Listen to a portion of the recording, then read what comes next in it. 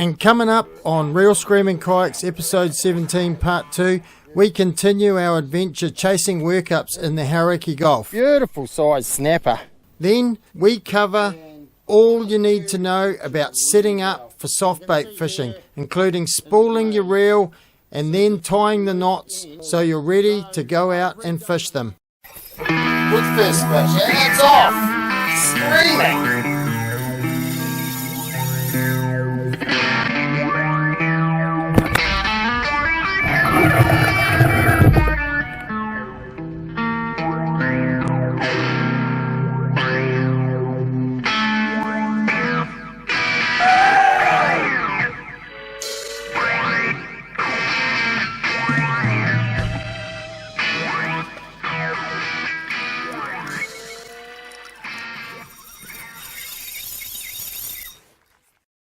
During part 1 of our New Zealand destination in the Hauraki Gulf chasing workups, we started off chasing a few snapper and waiting for something to happen. And just when I'd given up, I spotted something in the distance and I was off chasing after what would be a great session catching fish with birds working everywhere. Just sitting in an area where there's been some gannets diving and they were just sitting on the water, but a ton of sign down there. And just hooked into a kahawai and then got onto something else. And this feels like a snapper, staying pretty deep. And it's got those telltale signs of a good snapper, you know. Definitely got some weight to it. I'm not really gaining anything on this fish at the moment. So yeah, I hope it's not a kahawai, but it hasn't raced for the surface. It's trying to stay down low, and awesome. Feels pretty good, actually. This could be my best fish of the day yet, I'm hoping. Just got to keep the pressure on these fish. I can see it down there. It's coming up at about 20 metres now. There was a heap of fish down there when I caught this, just coming through, you know, and this is quite often what happens with the old schools of fish. They can just sort of come through in bursts of quite a few, and quite often it's the best one that gets the jig because it pushes all the others out the way to get to it. Definitely coming up now though. It's got that classic head nod, you know.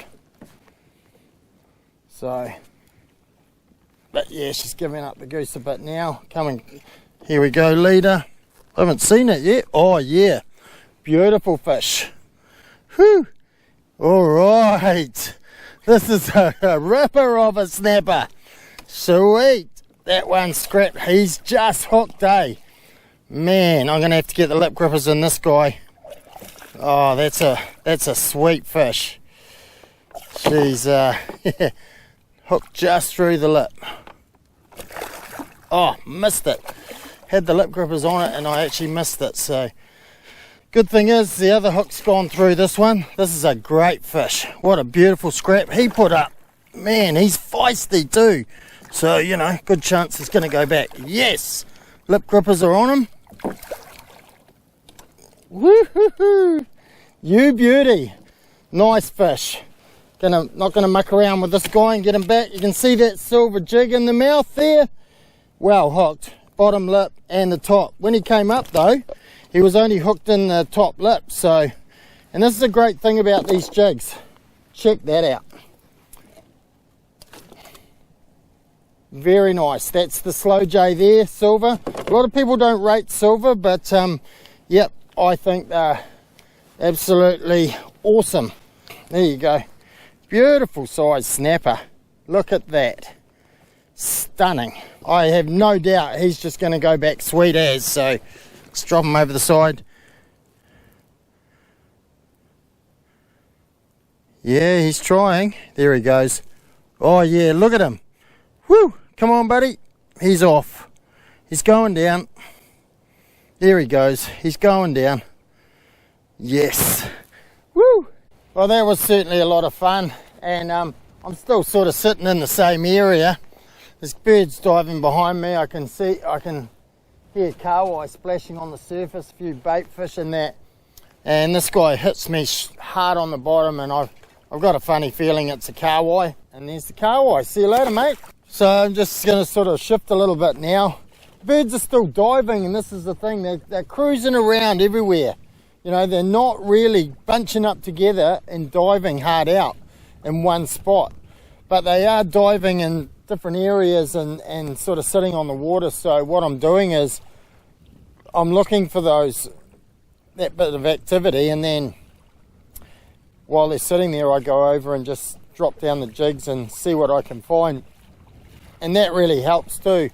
You know, in those places there can be some good patches of fish sign there, you know, where there's a bit of activity, and it's worth investigating them. So I'm just going to head over to another little spot that's about maybe 500 metres away and just have a little nosy. Things were starting to pick up, and the gannets started to move around a bit more in search of the bait schools that the kahawai were pushing up on the surface. Yep, it's just full on here. You know, moved here, I've had a couple of kahawai, a couple of snapper, and there's just tons of sign on the sounder, you know. It's awesome. No shortage of fish coming up on the jig, you know, and this is just where there was a workup before.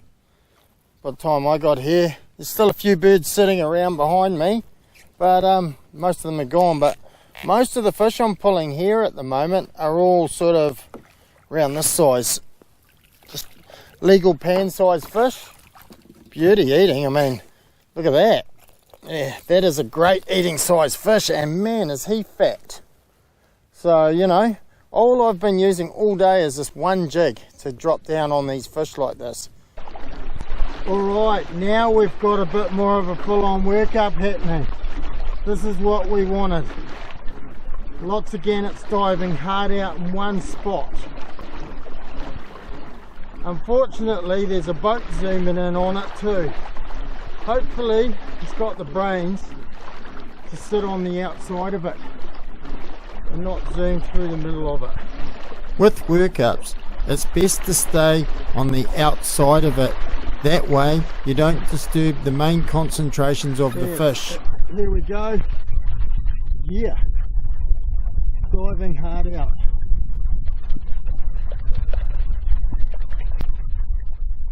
With all this action going on, it was time for me to stop pedaling and deploy the jig. Yeah, these workups are pretty awesome. And, you know, there's plenty of fish with them too, you know, but not like sometimes you can get these workups going hard out and then basically you'll have a ton of fish under them, and the fishing can be absolutely manic.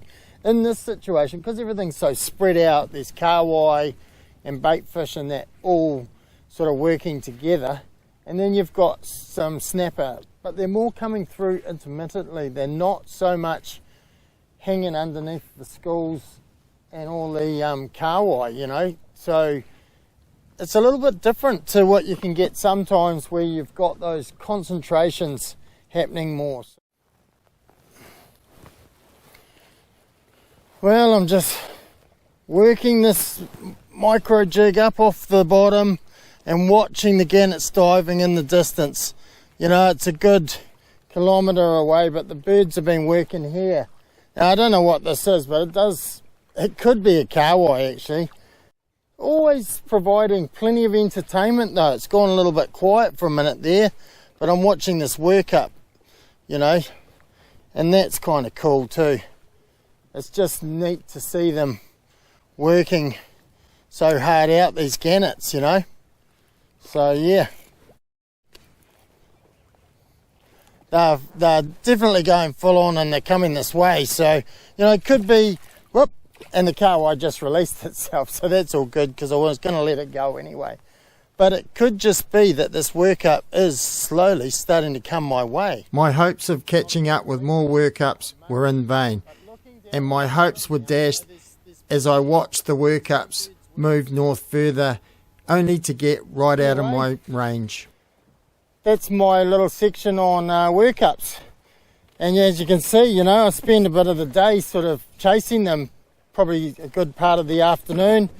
And that last one that happened just moved so quickly, despite me you know, putting the hammer down in the PDL and sort of pushing myself and doing about 8.5 Ks an hour, it just got away on me. It was moving at such speed that I just couldn't catch it.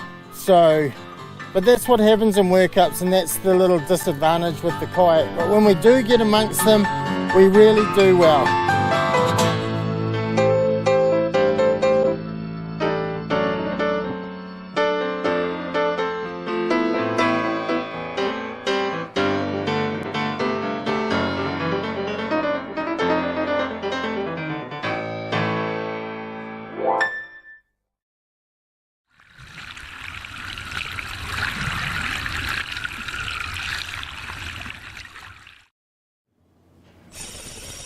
Okay, so this time in our fishing tackle workshop, we're going to look at setting up a soft bait rod.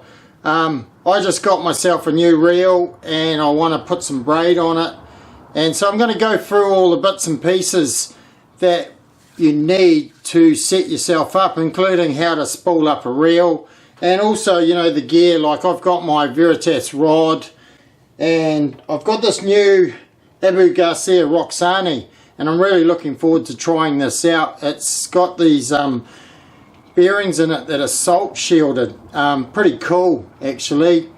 So they're pretty much rust proof. So I'm looking forward to putting this through its paces.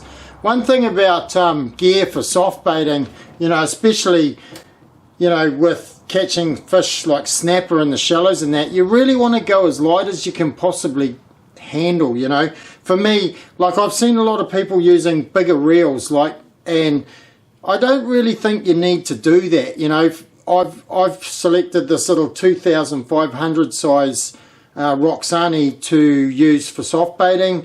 You know, the amount of braid that you need on the reel isn't huge, especially for snapper. You know, a big snapper can do sort of 180 meter run to 100 meter run, but you know, for a reel like this holds at least a couple of 100 meters, and you know, that's more than ample. Also, you know, selection of rod.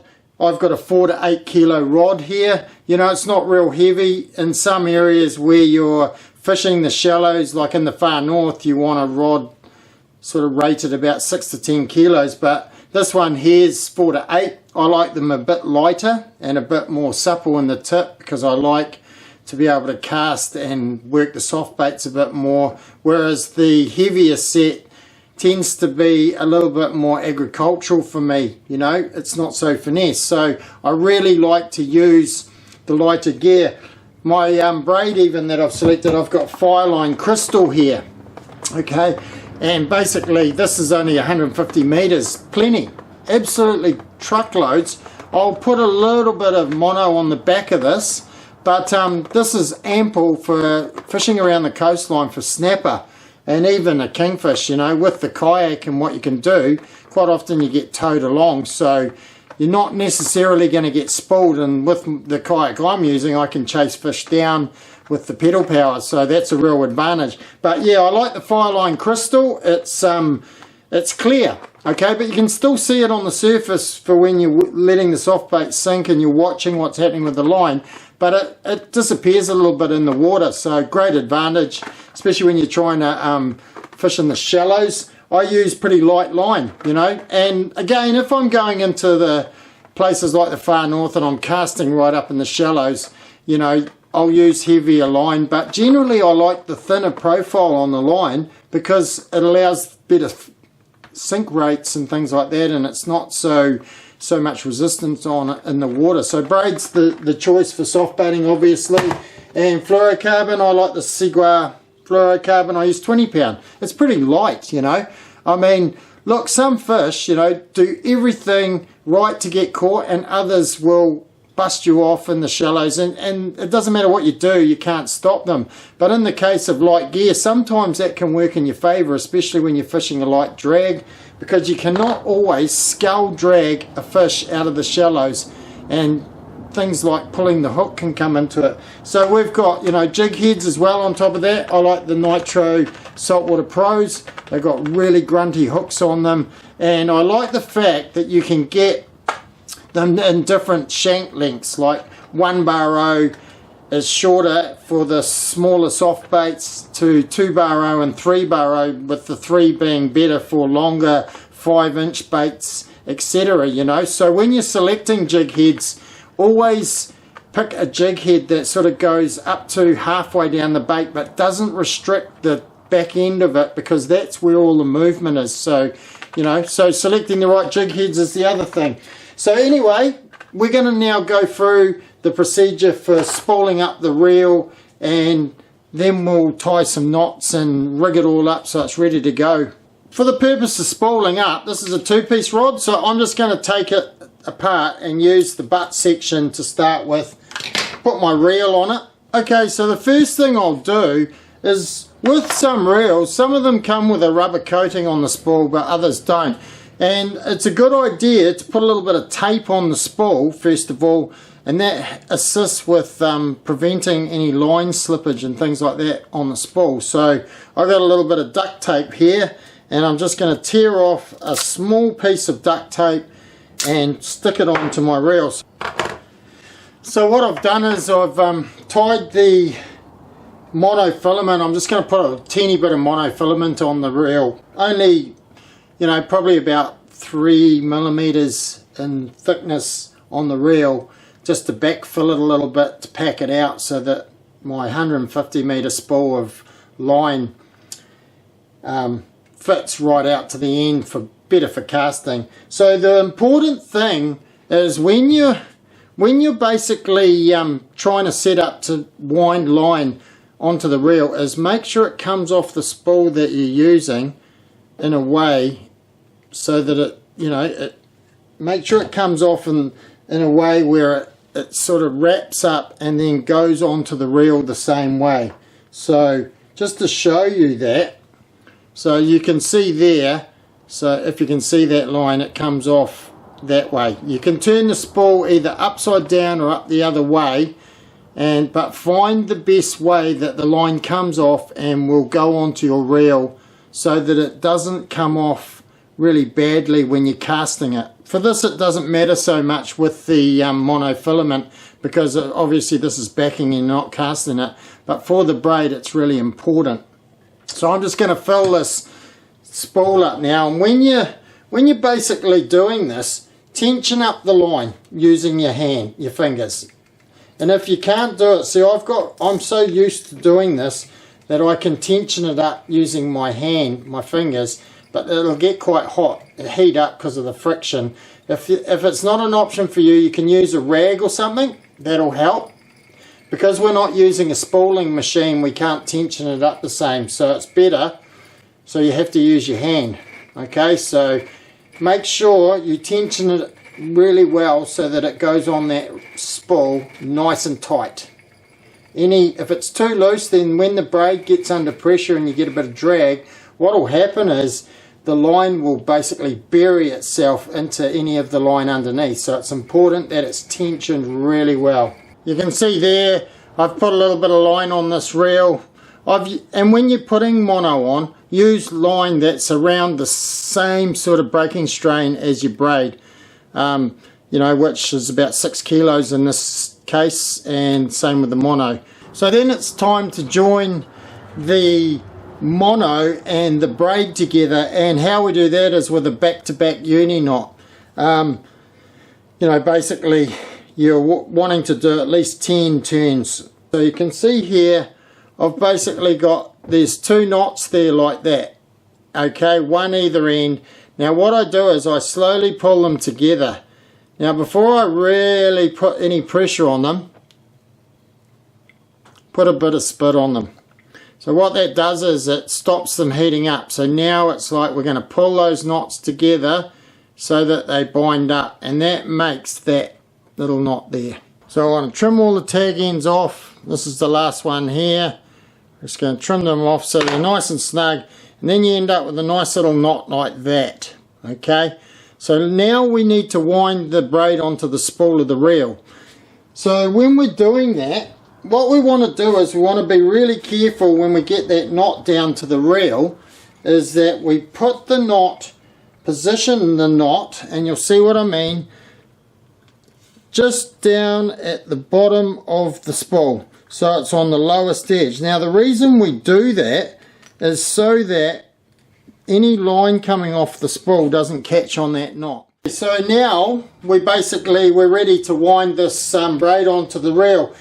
So now that we've filled our spool, I've just loosened the drag off a little bit. You want to, so that you can just pull a little bit of line off. And now what we want to do is grab our other section of the rod, if you're using a 2-piece, and put it back onto the bottom section of the rod, and then thread some line through all the remaining guides of the upper section of the rod. Now that we've got our line fed through, the next step is to basically tie our leader onto our braid. Now the thing is, with braid line, it's very, very fine in diameter, so to achieve a really strong knot, the best idea is to double up the braid so that it's around the same diameter as your leader material, and that way you get a better knot strength when they bind together. So one knot that I've used, I've been softbait fishing for around 12 years now, and you know, people have various ideas on what knots they use to tie their leader to their braid, and a lot of people use uni knots or back-to-back uni knot like I did with the monofilament. But one knot that I really like to use, that's easy to tie and works really well on the kayak, especially because you're in an open cockpit vessel, and if you've got a bit of wind, tying knots can be quite tricky sometimes. So the knot that I like to use is the 5-turn surgeon's knot. Okay, it's quite easy. So it's important to double up your braid first and foremost. So how you do that is you don't need a massive piece of braid double to do this, and you'll want to keep your loop of your double as small as possible once you attach your leader. But to start with, it's just done by forming a loop in the line like that, and then feeding the loop end back through the circle loop that you've made 5 times. So now what we want to do is we want to get our leader material and our loop, and we want to make sure that loop's nice and straight and together, and then we want to lie the fluorocarbon and the leader material, the fluorocarbon and the braids rather, together like so. Okay, so what I do is I'll tend to put a little bit of spit on it, and it helps to sort of keep them stuck together, and then we form a little loop. And you want to tie this so that it's as close to the knot that you've already tied before in the double. So now we've got that loop formed like that. We want to feed both the double loop end of the braid and the fluorocarbon leader together back through that knot, and so another 5-turn surgeon. So there we go. So now this is quite important. You really need to take a bit of care when you pull these two down, that everything moves together. So once again, we're pulling it down nice together. See how it's just flipped over itself, and now we're just pulling it all down together so that it all binds up together. Once you get it down a little bit, then you want to tighten it, put a bit of spit on it, and before you pull it all the way to tighten it up. So now we've got like the loop there, so we want to pull the braid and the leader material together. Then we want to pull the loop and the braid, the loop and the braid together, and then we want, and the tag end of the double, and then we want to get the leader material and the tag end of the leader and pull that together, and that's our knot. And you'll notice too, before I trim the tag ends off, that it's quite close to the other knot. The reason being, if you put a massive distance between the two knots, that double can separate out when you're casting, and it's like so, and that can get caught around your guides as you're casting. So it's important that it's all even and the same, just like that. So we're going to trim all the tag ends off now, and that's that part of the tying which is on directly to the braid, to the fluorocarbon, is tied together. Okay, so now we've got all those tag ends tied off, cut off, and that's what we're left with, as you can see. So yeah, that's absolutely perfect. So last of all now, what we need to do is tie our jig head, our chosen jig head, onto our leader material. And to do that, we want to use a loop knot. And the reason we use a loop knot is it allows the jig head and the soft bait to move around without any interference. And that's important, especially when you're working that bait, that it moves around and does what it wants without being inhibited. Now, to tie the lefty's loop knot, first of all, we take our line and we just tie a little granny knot, okay? But we don't pull the granny knot down. So just like that, just a little granny knot. And then we take our jig head. I've got a 3-bar because I'm going to fish some bigger baits on my first outing with this. So I want to use a longer shank jig head for the bigger bait. So you're basically getting the tag end of the leader material and feeding it through the jig head. And then what you do is you position this up right and you pull it down a little bit smaller so that that loop's not so big, and then you feed the line back through that granny knot and loop. And then what you're doing is so you can see, it's quite important not to make your loop too big in your jig head, because what can happen is the loop can, if it's too big, the jig head can double back and get caught in it. So that's good there, up snug against that jig head. And now what we're doing is with the tag end is going under and over the leader material 5 times again. 3, 4, 5. Quite easy to tie. So now what we want to do is, now that we've gone back, is we want to now go back through that granny knot. So we've essentially got that there. You've got your tag end back through, and then we want to pull it down tight. Right, so you're now going to pull that down, and again, being careful of the jig head, you'll notice I've got my fingers over the sharp end of it. Plenty of spit on this because fluorocarbon can heat up quite a bit when you're tying it down. So you want to pull that down and pull that fluoro through, and it'll sort of go flick and double back over itself, and then slide the line down a little bit and keep pulling it tight. And there you go. So that's basically what you want. Now that loop is almost bordering on too big. So you can see what I mean there. See how that can happen?